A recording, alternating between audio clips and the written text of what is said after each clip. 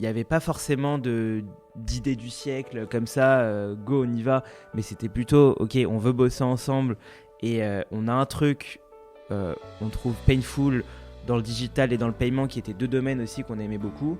On s'est dit, il y a quelque chose à faire, c'est un gros marché, il y a un nouveau PayPal à construire, allons-y de façon très très naïve. Et en fait, en quelques semaines, on s'est mis dedans, quoi. On n'a pas tergiversé longtemps. C'est à la fois un avantage et un inconvénient. Je le vois comme un avantage parce que quand on se pose trop de questions, on finit par pas faire grand-chose. On s'est pas posé de questions et on a réussi en très peu de temps à démontrer qu'on avait de l'attraction. On avait vraiment eu pendant 2 ans une phase de proximité avec nos clients qui fait qu'aujourd'hui, on a réussi à trouver, je dirais depuis 9 mois, la recette magique qui nous permet de délivrer la conversion et d'apporter véritablement de la valeur. Parce que la communauté est clé, parce que l'entraide nous possède, on a décidé de mettre en lumière tous ces visionnaires. Bienvenue dans le podcast Build a City for Good de Daphne. Bonjour à tous, ravi de vous retrouver pour ce nouvel épisode du podcast de Daphne. Avec moi pour enregistrer ce nouvel épisode, Sovan. Bonjour Sovan. Bonjour. Sovan qui gère la levée de fonds chez nous et grâce à qui nous pouvons investir dans de très belles boîtes comme celle que l'on accueille aujourd'hui, Just. En très bref, Just est une solution qui veut réinventer l'expérience e-commerce en la rendant plus simple, plus rapide ou plus sociale. Elle a un cheval de Troie que vous avez déjà dû voir passer sur certains sites, on mentionnera plus tard les clients, le One Click Checkout. Côté client, Just supprime tout ce qui peut rendre l'achat en ligne infernal, mot de passe, création de compte, formulaire, etc.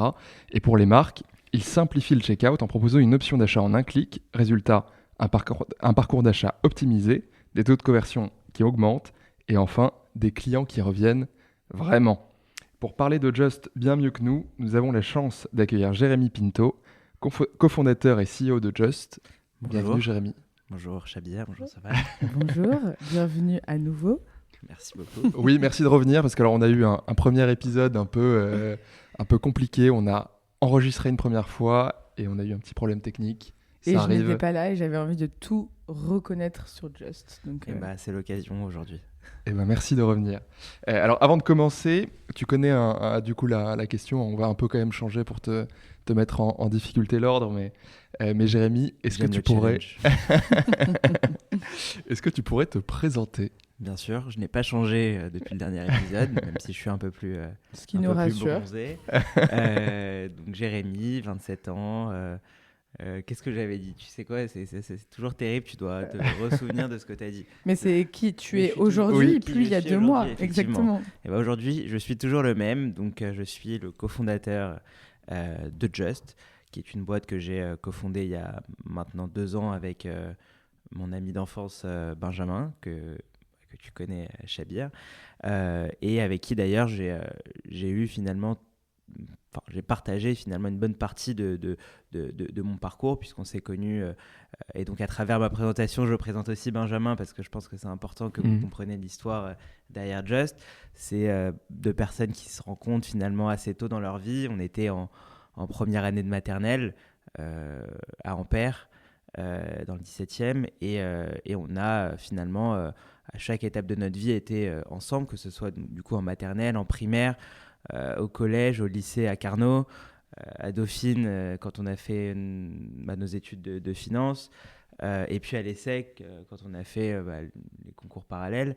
Et puis même dans nos premières expériences, on allait rechercher finalement la même chose, à savoir une expérience en fusion-acquisition, ce pourquoi on était, on va dire, je dirais entre guillemets calibré, même si bon voilà, c'est juste le formatage des études qui est le on va dire ce qui était un peu plus mis en avant à l'époque, c'était de faire du M&A, faire du conseil, etc. Et assez rapidement, on s'est rendu compte qu'on avait vraiment envie d'entreprendre. Alors cette envie d'entreprendre, on l'avait depuis assez longtemps. On avait même créé une asso tous les 2 à Dauphine.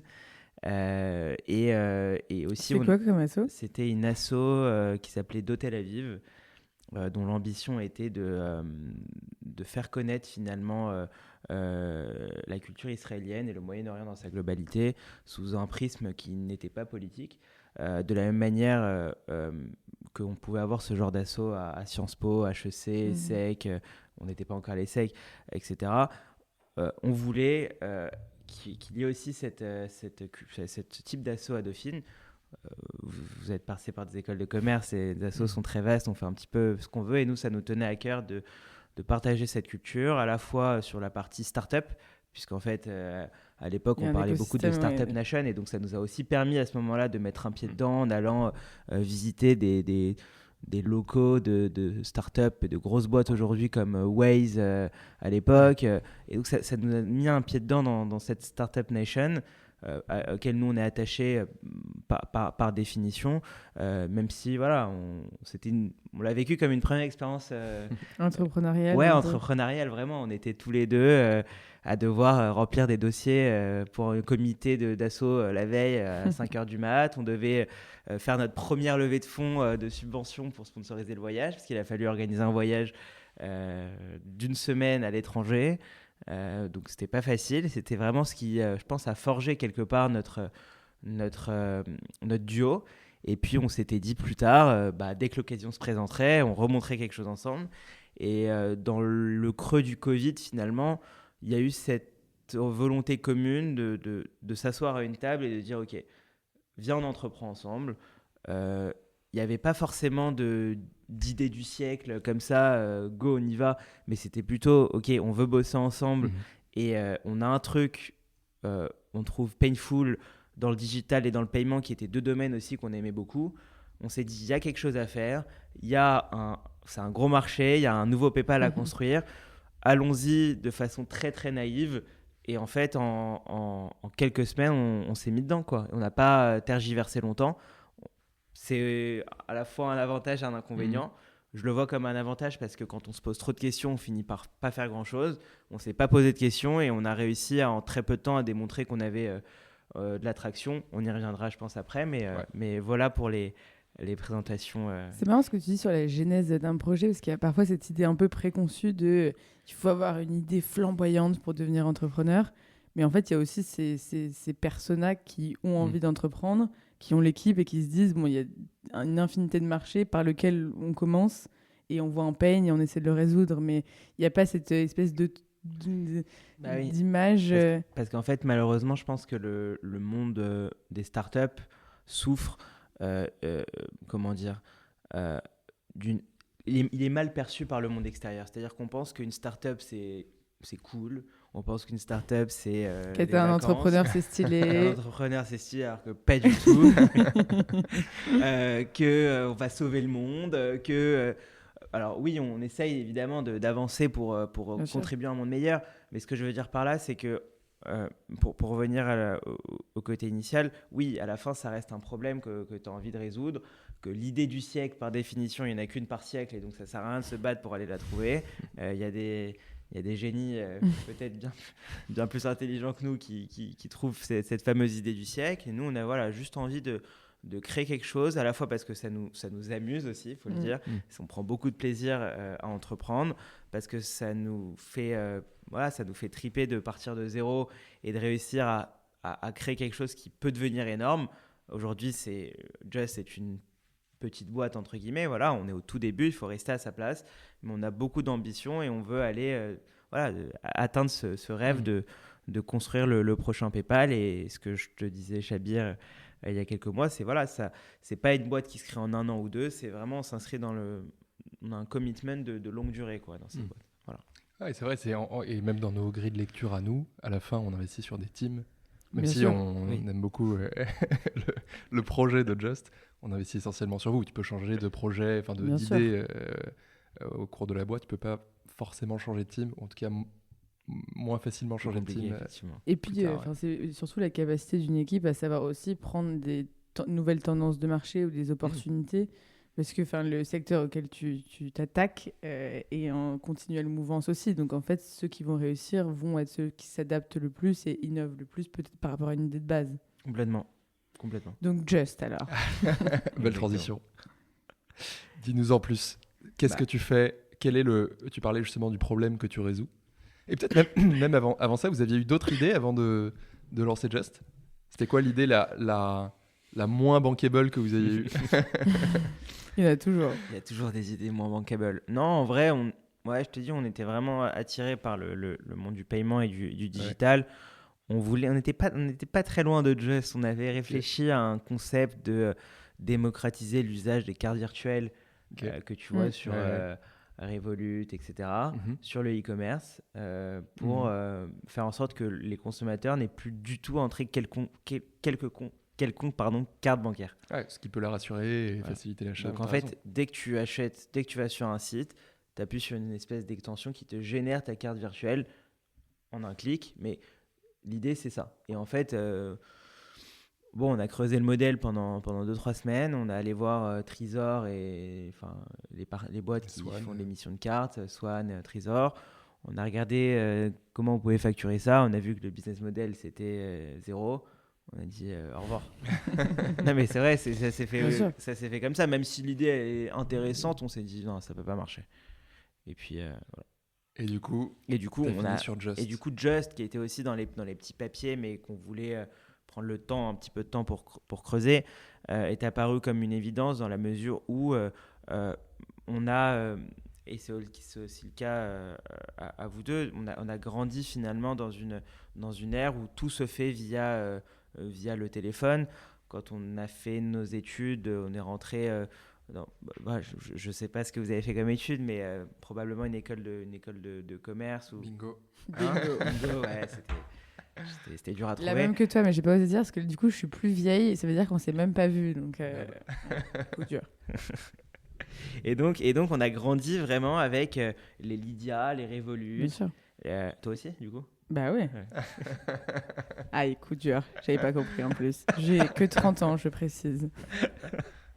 Donc les Lydia, les Revolut, on a grandi Pumpkin. avec Pumpkin, ouais, même Doctolib, tu vois, quelque part, Ouais. Uber. On est cette génération qui a vu tous ces changements apparaître, et donc tu te rends compte que tu peux faire un nombre de choses en quelques secondes qui est énorme. Tu peux échanger de l'argent avec tes potes en 2 secondes. Tu peux échanger de l'argent.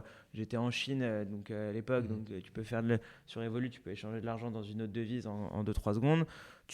Pendant le Covid, tu pouvais prendre un rendez-vous pour le vaccin en 2 clics. Bien sûr. Ton VTC, tu le commandes en 2 clics. Si tu as envie de commander un Deliveroo, tu le commandes en 1 clic.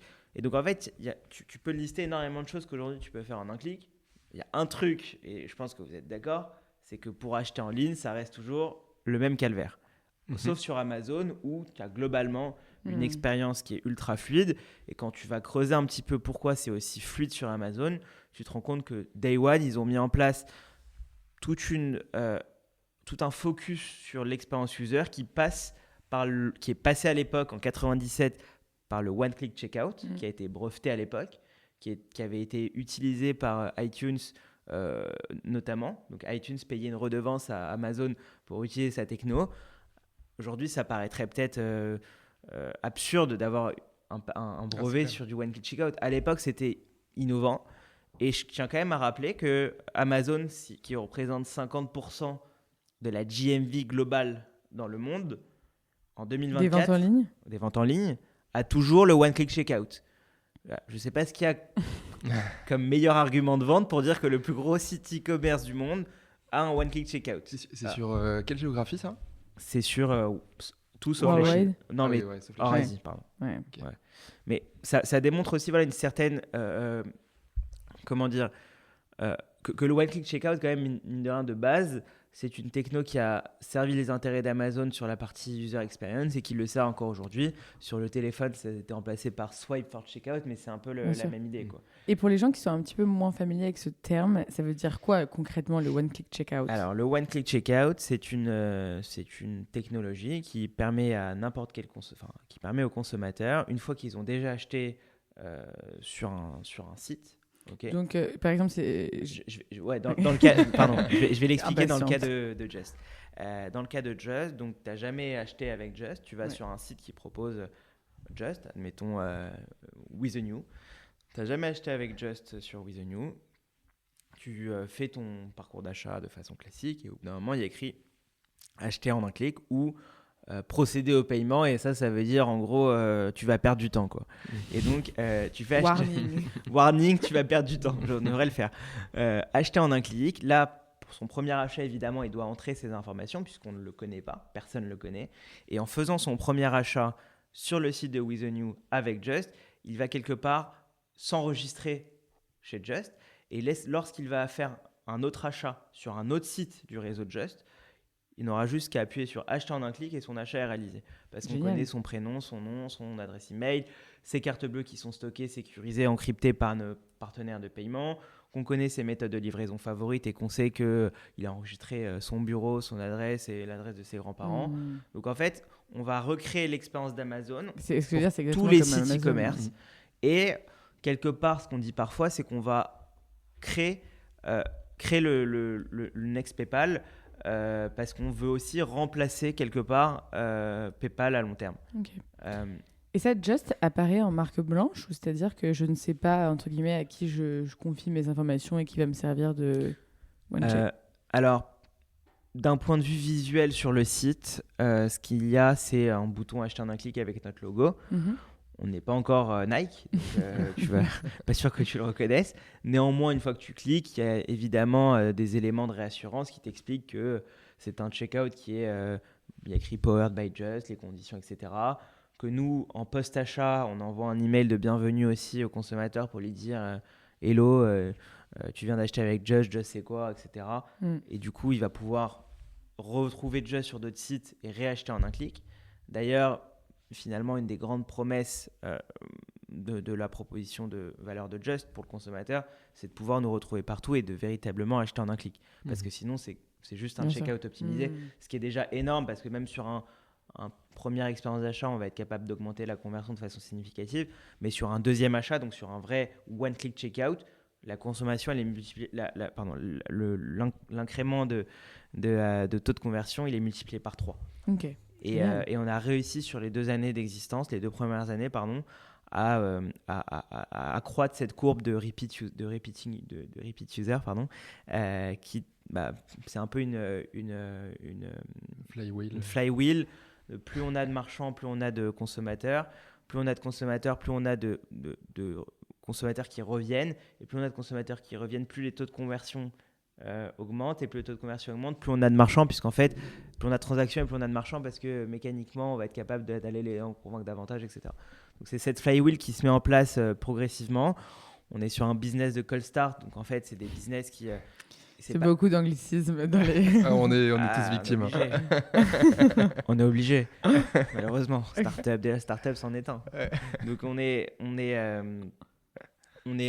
pas sur une courbe comme ça. On doit être forcément sur une courbe qui fait comme ça, qui est plus lente. Qui est plus lente au démarrage. Exactement. Et en fait, si on regarde tous les business de paiement, parce que mine de rien, même si je déteste dire qu'on est une boîte de paiement d'un point de vue sur le business model, on en est une. On est une fintech à ce niveau-là. On est entre fintech et retail tech. On a cette courbe qui va être amenée à être comme ça. Mais on voit déjà sur les 2 premières années des effets très très positifs de cette base user qui se crée avec cette expérience en un clic. Génial. Exactement. Le hockey-stick, si on veut avoir tous les acronymes en anglais. Mais tu donnais un peu quelques métriques là tout à l'heure. Tu peux nous en donner un peu plus, peut-être pour que les gens se rendent compte de ce que ça représente, et l'impact. Pour tes clients, on reviendra peut-être après aussi sur qui sont tes clients aujourd'hui. Bien sûr. Aujourd'hui, Just permet aux e-commerçants d'augmenter leurs ventes de 10 à 15% en moyenne, ce qui n'est pas un chiffre tiré du chapeau, mais qui est un chiffre tiré des A/B tests que l'on réalise quasi systématiquement avec nos clients. Donc, qu'est-ce que ça veut dire ? Ça veut dire que lorsqu'on va démarrer une collaboration avec un site marchand, on va lui proposer d'A/B tester la solution, une version du site sans Just, une version avec Just, et l'idée, c'est de comparer laquelle est la plus performante. Il se trouve que la version avec Just génère 10 à 15% de chiffre d'affaires en plus, à la fois via un meilleur taux de conversion et un panier moyen qui augmente de façon peu significative. C'est pas ce qu'on veut impacter, mais le taux de conversion l'impacte de façon significative. Donc à panier moyen constant, on va dire, une augmentation de 10 à 15% de ton taux de conversion augmente ton chiffre d'affaires de 10 à 15%. Et ce qui est très fort dans notre proposition de valeur, c'est qu'en plus d'aider les e-commerçants à faire plus de chiffre d'affaires et donc d'augmenter leur top line, on va également les aider à améliorer leur bottom line, désolé encore, leur rentabilité, puisqu'en fait, tout le sujet de la conversion et pourquoi c'est si difficile à craquer et si important, c'est qu'en fait, tu vas générer davantage de marge. C'est-à-dire qu'on permet aux marques à budget acquisition constant de générer davantage de chiffre d'affaires. Donc ton return on ad spend, il augmente, ta renta augmente, et in fine, ce qu'on dit aux marques, c'est que voilà, votre taux de conversion va augmenter, vos campagnes vont être davantage rentables, votre CAC va diminuer, et donc vous allez, grâce à cet excédent de trésorerie, soit vous le gardez en trésorerie et vous faites du cash à la fin de l'année, soit vous le réinvestissez pour investir davantage en acquisition, vous allez faire plus de visites, plus de conversions. Et là aussi, on a une flywheel qui se met en place. Et ce qu'on observe vraiment, c'est que toutes les marques qui ont réussi à atteindre un chiffre d'affaires à plus de 20 millions, 30 millions, c'est des marques qui ont réussi à investir de façon régulière sur leur conversion. Et nous, ce qu'on cherche à faire aussi, c'est quelque part éduquer les marques sur la nécessité d'investir sur la conversion. Parce que pendant des années, il y a eu beaucoup d'investissements sur le haut de funnel, donc sur la partie acquisition. Il y en a eu aussi sur le milieu de funnel avec la qualité des sites, etc. Et je pense qu'aujourd'hui, on est plutôt bon à ce niveau-là avec toutes les technos qu'il y a. En revanche, l'endroit qui est le moins, où lequel il y a le moins d'investissement et qui est pourtant là où les marchands perdent le plus de clients, c'est le bas de funnel, c'est le checkout. Et c'est pour ça qu'on intervient. Dans un contexte où on le sait, qui est très difficile pour les retailers. Ça fait déjà quasiment 2 ans que ça l'est. L'année dernière, c'était difficile. Cette année, c'est encore plus difficile. On en reparlera, mais ça n'a pas l'air d'aller beaucoup mieux non plus en ce moment. Ouais. Ah oui, c'est encore très, très difficile. Ouais. On est vraiment, je pense, dans le creux de la vague. On est dans un cycle qui est négatif. C'est des cycles. Je suis convaincu que ça va repartir. Parce que mine de rien, le e-commerce, ça reste une infrastructure aujourd'hui. Ça ne va pas s'effondrer du jour au lendemain. Ça reste une infrastructure qui est globalement super stable. Voilà, je pense qu'il y a probablement des secteurs et des business models qui souffrent aujourd'hui d'effets macro, qui sont difficiles et de tendances de marché. Mais globalement, ça va repartir. Après, on situe un peu le podcast dans le temps, mais on partageait hier avec Sovan un post du fondateur de l'Exception qui cherche actuellement un repreneur. Tu as peut-être vu son post aussi. Alors après, c'est vrai que peut-être que le secteur en général va mal, mais ce qu'il disait et que je trouvais très juste, c'est que les marques aussi reprennent un peu la main et qu'aujourd'hui, elles aussi, elles dépensent énormément sur le marketing digital, sur tout le funnel. Elles peuvent passer aussi, beaucoup passent par Just aussi sur le bas de funnel, et qu'en fait, quand tu es un multimarque aujourd'hui, tu te retrouves en compétition avec les marques aussi qui aujourd'hui sont plus fortes en e-commerce parce qu'elles se rendent compte que c'est plus juste, tu as ton pas de porte qui a de la valeur, en fait ton pas de porte il est non seulement en physique mais il est aussi en digital. Donc en fait, je trouve que parfois on dit le secteur, le retail va mal, il va mal, mais comme tu dis, je pense si on prend les chiffres de Amazon, au global, ça va plutôt bien, et tu as encore beaucoup de géographies où le e-commerce est encore sous-représenté par rapport au physique. Et tu as des marques digitales qui se lancent aussi de plus en plus, à la Asphalt ou Isée, qui après vont dans les business de boutique, mais qui arrivent vraiment à se créer une identité et sont bâtis uniquement sur de l'e-commerce. Donc tu as une évolution de ce marché qui est quand même fascinant, là où même des sœurs, des Balibaris, j'écoutais les podcasts d'Elie de Expérience Capital, tout ce modèle-là, c'est fascinant. Ouais, c'est clair. Mais c'est exigeant comme business. Ouais. Et ça se professionnalise, et du coup, tu as besoin de passer par des solutions. Ouais. Mais surtout en France, qui reste un marché. Alors, c'est un gros marché à l'échelle européenne, mais c'est un petit marché, mine de rien, dans le monde. Soit tu es une marque française, tu vas à l'international rapidement, et aux États-Unis, ils arrivent à lancer des boîtes full digital et faire 100 millions. Soit, effectivement, tu diversifies tes canaux, tu vas en magasin, tu fais du wholesale. Après, chaque marque a ses croyances et ses choix à faire sur ce taux de marge, etc. Parce que forcément, ça impacte ta marge de distribuer sur d'autres canaux. Mais globalement, c'est obligatoire. Enfin, ça fait partie des relais de croissance qui existent pour sortir des difficultés actuelles du e-commerce. C'est clair. Et justement, tu parlais tout à l'heure de nos habitudes de conso qui ont un peu changé, de la période qui est un peu différente. En quoi aujourd'hui tu as un momentum sur le one-click checkout versus d'autres périodes où pas mal de boîtes se sont lancées? On a déjà parlé plusieurs fois de Fast ou Bolt ensemble. Alors après, encore une fois, Bolt, là, ils sont en train de relever des sous. Je ne sais pas si tu T'as vu passer ça Même là? pas suivi. C'est récent, ça date d'hier, je crois. Mauvais mais, élève.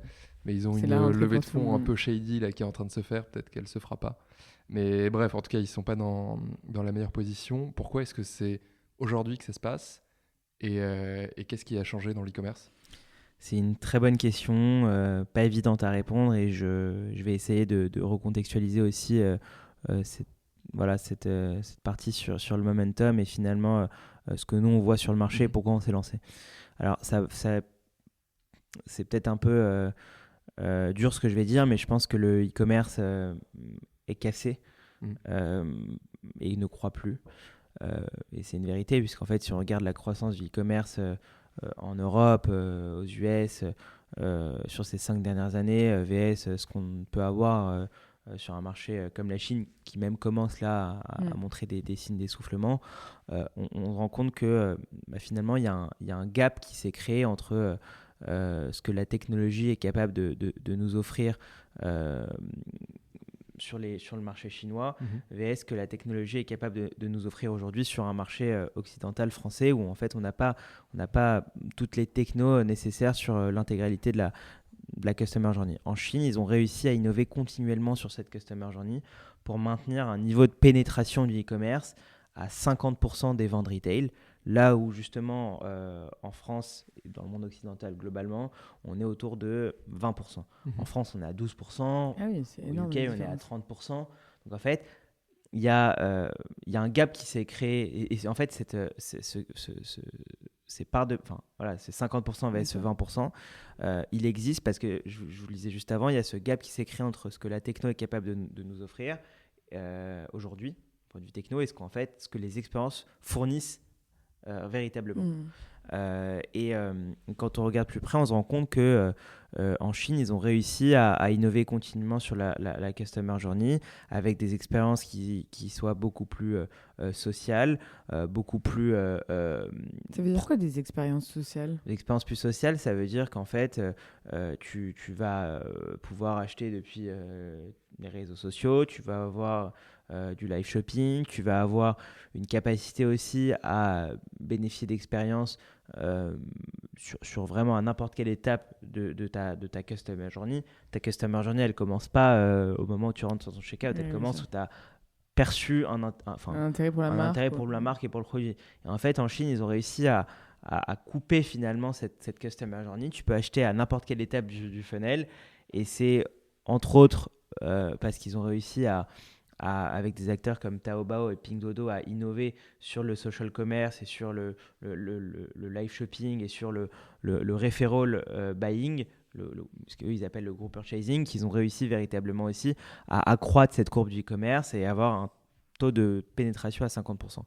Et nous, finalement, on considère qu'on est dans un marché où la génération qui arrive sur le marché, peut-être même pas la nôtre, celle de nos petits frères et nos petites sœurs, je ne sais pas si vous en avez, mais peu importe, on s'est compris. Cette génération qui arrive sur le marché, elle veut du simple, elle veut du smart, donc via la data, elle veut du social. Elle en a marre d'acheter toute seule derrière son téléphone et son ordinateur parce que par définition, le shopping, c'est une expérience qui est sociale, que tu fais entre amis, en couple, en famille. Et en fait, on est les seuls dans le monde occidental à ne pas avoir réussi à reproduire cette expérience de base. Okay. En Chine, ils ont réussi. Évidemment qu'il y a des logiques culturelles qu'on n'aura peut-être jamais ici. Néanmoins, comme quoi, par exemple? Je sais pas, on n'a pas typiquement aujourd'hui les seniors en Chine sont beaucoup plus équipés et capables d'acheter en ligne que nos seniors ici. Parce que en fait, la Chine a vécu directement la révolution du smartphone. Ils ne sont pas passés par la case ordinateur, quoi, limite. Ils ont tous j'ai vécu un petit peu en Chine et franchement, c'était assez impressionnant de voir que dans n'importe quelle campagne en Chine, ils ont une connexion incroyable. Ils ont tous WeChat, ils peuvent tous acheter en 2 secondes sur AliExpress avec un tracking de leur colis qui est millimétré. Franchement, c'était assez impressionnant et ça, c'était il y a quasiment 10 ans.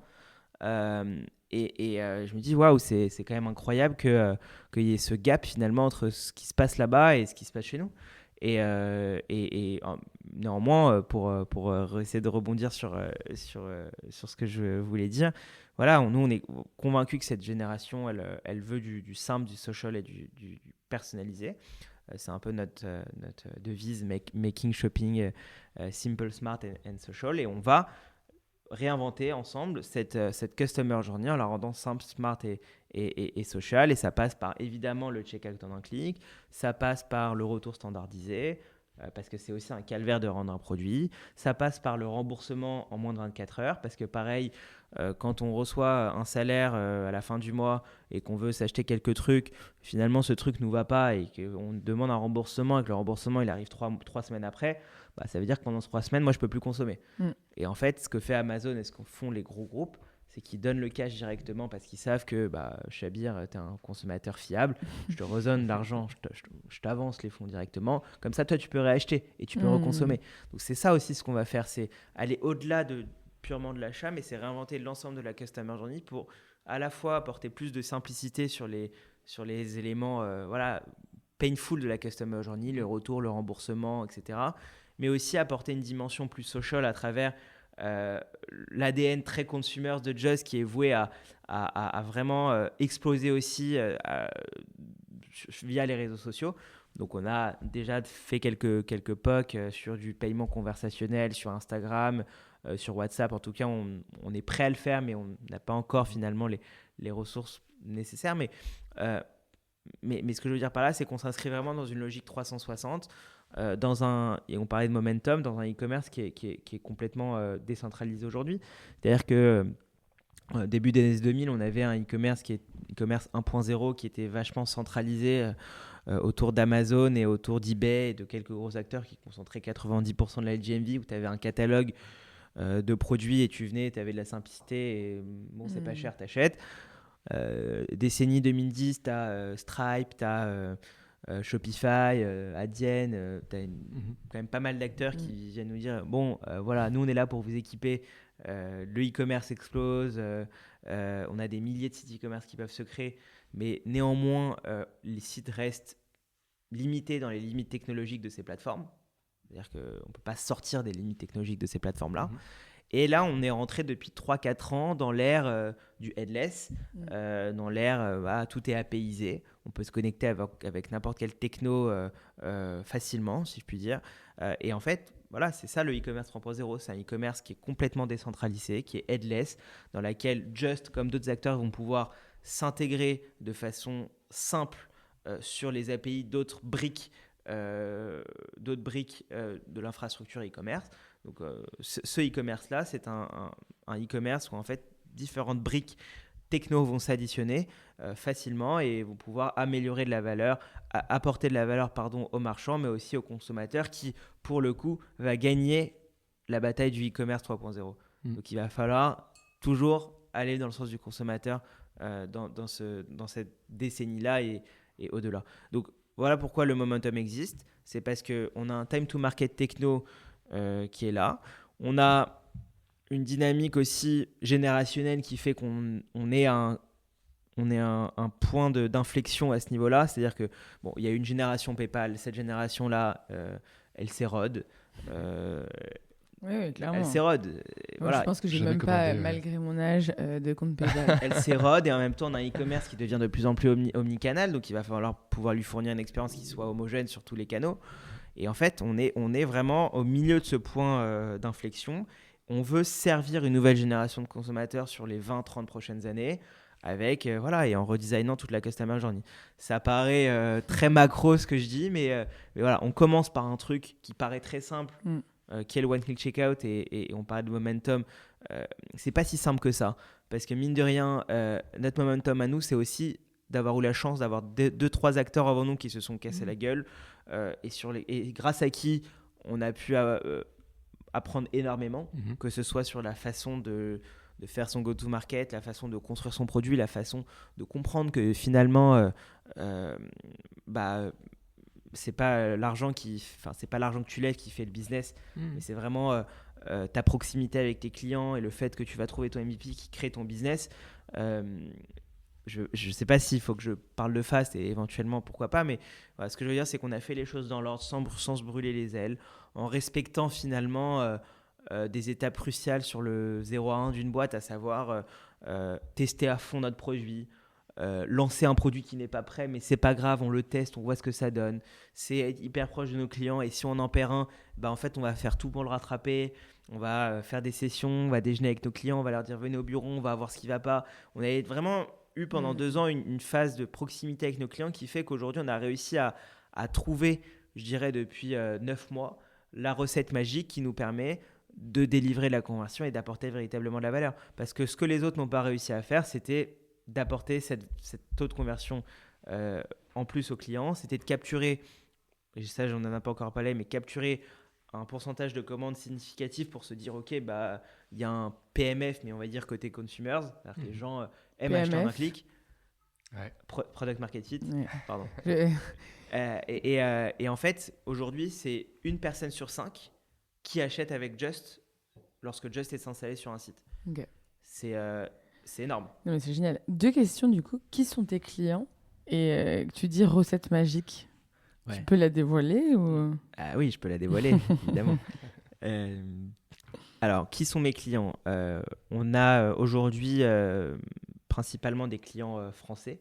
Ok. Donc, ce sont des sites e-commerce qui sont voilà, on a commencé par des D2C, donc des marques émergentes, à aujourd'hui des marques un peu plus établies, donc comme Jot, comme Fagwo, comme With The New, comme Les Secrets de Loli, comme Sisters Republic. Donc c'est, on va dire, des marques qui sont relativement nouvelles à l'échelle du commerce, c'est-à-dire qui ont moins de 10 ans. Parce que c'est des marques qui se sont développées sur des technos sur lesquels nous on a installé, donc Shopify, PrestaShop. Et là, on est en train d'effectuer un move-up market pour aller justement proposer notre solution à des marchands plus enterprise pour qui le besoin d'augmenter ne serait-ce que d'1% la conversion est critique pour leur business. C'est-à-dire que plus on va sur des marchands, enfin des retailers qui font beaucoup de volume, plus le moindre incrément de conversion a un impact significatif sur le chiffre d'affaires et sur leur marge. Donc on a et on le voit d'ailleurs même nous en allant sur des comptes un peu plus mid-market, que notre proposition elle résonne davantage et qu'on est capable de mieux matérialiser et cristalliser les impacts sur leur PNL. Et donc on a adressé finalement là sur le 0 à 1 le SMB et le mid-market. On va continuer à adresser le mid-market français et aller sur l'enterprise. On a déjà quelques discussions intéressantes avec des gros retailers. Et on a aussi cette ambition d'aller démarrer le marché anglais, qui est un marché 3 fois plus gros que le marché français, qui est un marché sur lequel on doit aller rapidement pour être les premiers, puisque même si Just est aujourd'hui une boîte française, c'est pas... alors j'adore la France et je me sens très français, mais je veux vraiment que ce soit une boîte... international. Ouais, ça s'entend, mais c'est bien aussi d'avoir une ambition internationale là où la France reste un petit marché. Exactement. Et je veux qu'on y aille vite et c'est une ambition qu'on a toujours sur la même typologie de marchands, mid-market au début et ensuite enterprise. Génial. Et t'as pas... Il veut pas la recette magique. De la recette magique. Faut insister, hein. Ça ne donne pas du premier coup. Alors, non, mais... Quelle est-elle? Non, mais la recette magique, est-ce qu'elle est si magique que ça? D'une part, c'est beaucoup d'itérations. Donc, ça veut dire qu'on a souffert pour démontrer ces taux de conversion. Ce n'est pas du jour au lendemain que, dès le premier MVP, on a augmenté le taux de conversion. Parce que finalement, ce qu'on peut penser être une banalité, à savoir mettre des formes, des champs, prénom, nom, mail, carte bleue, livraison, ça paraît d'une banalité assez déconcertante. C'est extrêmement compliqué. C'est extrêmement compliqué parce qu'on est au cœur de la customer journey.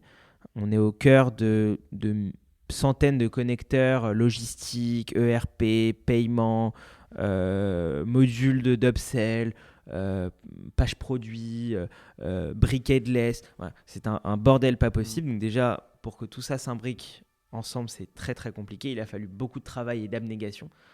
Benjamin devait faire une intégration, il me semble, avec, je crois que c'était Chronopost. Évidemment, personne ne répond chez Chronopost. Il n'y a pas de comment dire, connecteur techno, c'est très compliqué à faire. On a appelé 10 personnes au service client chez Chronopost. On est remonté progressivement pour pouvoir faire l'intégration Chronopost. Voilà. Je ne pense pas que Fast ou Bolt ferait ce genre de travail d'aller tanner Chronopost pour pouvoir avoir quelqu'un pour ouvrir son API. Bon, c'est le genre de petit détail qui fait qu'à la fin, on arrive à onboarder des clients et on arrive à avoir une solution qui est très intégrée. Et le deuxième élément de notre recette, bon, c'était pas vraiment magique ce que j'ai dit, mais c'est plutôt voilà, du travail. Le deuxième élément, c'est qu'en fait, on est les seuls aujourd'hui sur le marché à avoir compris que le sujet de la conversion, c'est un sujet de human nature, de nature humaine, de psychologie. Là où depuis 10 ans, 15 ans, on a des études de marché qui sortent et qui nous disent « Oui, votre client a abandonné parce que le parcours d'achat était trop long, parce que la carte bancaire n'a pas marché, parce que les champs de livraison n'étaient pas correctement mis. » Alors oui, c'est vrai. Tout ça, c'est vrai et on se base là-dessus. Mais en fait, ce n'est pas rocket science, ce n'est pas ce qui fait qu'on a compris quelque chose et on est en train d'appliquer une recette magique. Ça, n'importe qui peut faire ce constat-là. Le vrai sujet, le vrai problème du e-commerce, c'est un sujet comme je le disais, de human nature, de psychologie humaine. Il y a un professeur de Stanford qui s'appelle Brian Fogg qui a publié un tas de bouquins sur ce qu'il appelle les persuasive technologies. C'était il y a 15 ans. Je lisais déjà à 15 ans. Je rigole. Mais persuasive technology, dans lequel il explique voilà, qu'en fait, un behavior, c'est le modèle, il s'appelle BMAP modèle, donc behavior, donc dans le cas du e-commerce, une conversion, parce qu'il a été appliqué au e-commerce, c'est la combinaison de 3 facteurs psychologiques qui doivent apparaître de façon simultanée, les 3 ensemble. Ces 3 facteurs, c'est 1, la motivation, 2, la simplicité et 3, le trigger. La motivation, c'est ce qui fait qu'un consommateur est attiré par un produit. Super, j'aime la marque, c'est cool. L'insimplicité, c'est, en fait, est-ce que c'est simple d'acheter ce produit-là ? Parce qu'en fait, si ma station essence, elle est à 200 km de chez moi, c'est pas simple et je préfère aller chercher peut-être un bidon à 2 minutes de chez moi. Et enfin, le troisième élément, c'est le trigger. C'est la capacité à aller réaliser le comportement. Et en fait, alors, motivation et simplicity, c'est assez facile à appréhender, mais en revanche, le trigger, c'est plus compliqué à appréhender, c'est ce qui fait que le e-commerce, le taux de conversion d'un e-commerçant est bloqué. Qu'est-ce que c'est qu'un trigger ? C'est ce qu'on va retrouver chez un Amazon ou chez un Booking. Chez un Amazon, on va avoir certes une expérience qui est exceptionnelle, mais on va avoir en plus de ça des triggers tout au long du parcours d'achat. C'est genre buy within 2 hours and it will get delivered tomorrow. Ça va être 452 000 reviews positives de ce produit-là. Tu dis 452 000, c'est quand même intéressant. Ça va être promotion expires in 2 hours. Il t'incite vraiment à réaliser un achat, mais pas demain, après-demain ou dans 2 semaines. C'est maintenant. Mais c'est hyper intéressant. Ça peut être un peu sur les bookings, genre il en reste qu'un. Exactement. Ouais. Et donc j'allais parler de Booking qui est sur la verticale du travel. Je suis tellement là-dedans, moi, dans les triggers. C'est la même logique. C'est la FOMO. C'est la même logique. C'est la même logique. C'est il ne reste plus qu'une chambre. C'est pareil. Tu l'as prise, il en reste 12 après. Et en fait, tu te rends compte que chambre à ce prix. Les billets d'avion, c'est pareil. Mais en fait, ces sites-là, Booking, Amazon, c'est des mastodontes. Ouais, ils jouent là-dessus. C'est des sites qui ont des taux de conversion supérieurs à 10%, voire 15%. C'est des taux qui n'existent pas dans le e-commerce traditionnel. Et donc, nous, chez Just, on est les premiers et les seuls à intégrer cette logique de trigger et de human nature dans notre produit. On a non seulement un checkout très performant qui permet au consommateur d'avoir une meilleure expérience lors de son checkout, mais on a en plus de ça, tout au long de la customer journey, ce qu'on appelle nous des triggers. On s'est connecté aux différents logisticiens pour mettre sur la page produit comme sur Amazon, si tu achètes dans les 2 heures, tu seras livré demain. On est capable de mettre une review personnalisée d'un client qui te ressemble pour inciter le consommateur à passer à l'achat. On a un tas de triggers marketing au service du consommateur pour l'aider à prendre sa décision rapidement, mais surtout aussi au service du marchand parce qu'à la fin, c'est pour l'instant aujourd'hui, c'est lui notre client et c'est à lui qu'on vend la solution et ça marche. Donc la secret sauce, c'est ça, c'est la compréhension que le sujet de la conversion et du commerce, c'est un sujet de nature humaine notamment. Voilà. Et que c'est du travail. Et que c'est du travail. Ah oui, toujours. Et bah... Ouais, moi j'avais juste une question. Tu parles un peu de Benjamin, donc ton cofondateur. C'est quoi vos rôles? Est-ce que vous êtes complémentaires? Est-ce que vous êtes assez similaires? Est-ce que vous êtes un petit couple dans le monde professionnel? C'est quoi un peu votre relation? Alors, on est très amis évidemment. On est, je le disais, amis d'enfance. On a fait les mêmes études, le même parcours, etc. Donc ça entre guillemets, peut faire peur dans le fait qu'on ait des personnalités, des skills similaires. Peut-être qu'il y a un socle commun qui est similaire. Néanmoins, il y a des personnalités différentes entre Benjamin et moi qui servent nos différents rôles dans la boîte. Donc moi, je vais plus gérer la partie business de Just, tout ce qui est sujet au revenu, tout simplement. Et Benjamin va plutôt gérer la partie Ops et End Product. Donc, on s'est plutôt bien réparti les rôles à ce niveau-là. Ça nous convient parfaitement et je pense que lui comme moi, on est bon dans ce qu'on fait.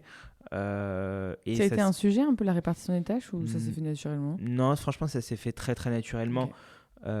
Dans le sens où lui comme moi, on a monté cette aventure pour la responsabilité, pour le fait de faire grossir une équipe. Bon, ça ne nous intéresse pas forcément de faire la une des magazines.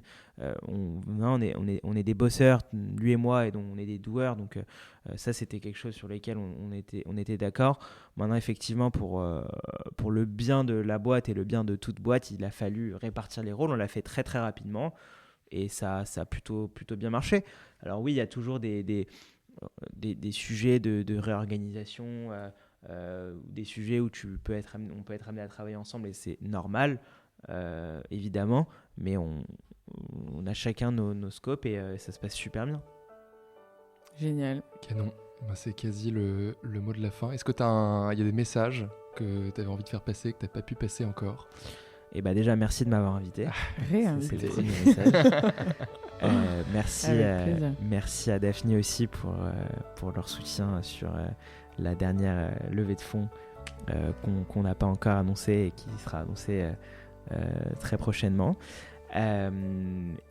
Message que j'ai envie de faire passer, il y en a plusieurs. Le premier, c'est qu'on est en train de construire le prochain PayPal, une super boîte avec des super talents et backée par des super fonds. Et donc, si vous avez envie de nous rejoindre, n'hésitez pas à nous contacter. Le deuxième, c'est que si vous êtes un e-commerçant et que vous écoutez ce podcast, n'attendez pas trop avant de mettre Just parce que c'est un super booster de conversion. Il n'y en aura pas pour tout le monde.